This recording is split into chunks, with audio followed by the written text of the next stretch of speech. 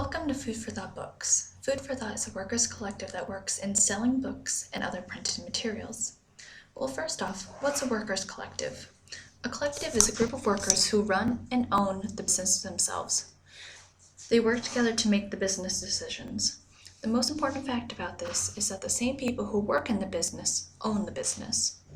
Food for Thought started off by some people who began by selling some magazines at a local food cooperative in the 70s. It started off with just 1 or 2 people selling magazines part-time. Over time, Food for Thought picked up more workers, got a place of their own, which is now located in Amherst Center. Currently, Food for Thought Books has 3 workers. Last fall, Food for Thought had 5 workers. However, the recent economic depression has hit the textbook industry hard, which has also impacted Food for Thought since they rely on selling textbooks. Because of this, they ended up having to let go of 2 of their workers. This is Mitch Gaslin, one of the 3 workers in the collective. He graciously agreed to talk to me today about Food for Thought and what it's like working in a collective. I asked him a lot about conflict and how conflict is handled in Food for Thought. For the most part, conflict isn't too common.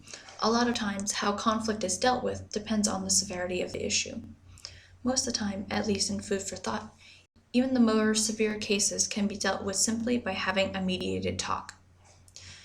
Like most, if not all collectives and cooperatives, Food for Thought has meetings in order to discuss running the collective. However, unlike many cooperatives and collectives, they don't have a set schedule of meetings. With only 3 people working there, it's easy to meet another person and discuss small things like, "I think we should move this bookcase over there. What do you think?" However, Mitch told me that for larger issues, they will sit down and discuss it outside of working hours. When they had 5 people, these meetings outside of working hours were more necessary. However, now with only 3, it at least makes meetings easier. When Mitch and I were talking, I asked him a question. What are some things you wish more people knew about Food for Thought books? His answer was quite detailed. He said to me that he wished people understood that it was a workers' collective, not just another capitalist business.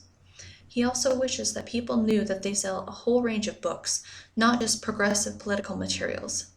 He admitted that yes, Food for Thought is politically progressive, however, there's no reason why they wouldn't stock other types of books as well.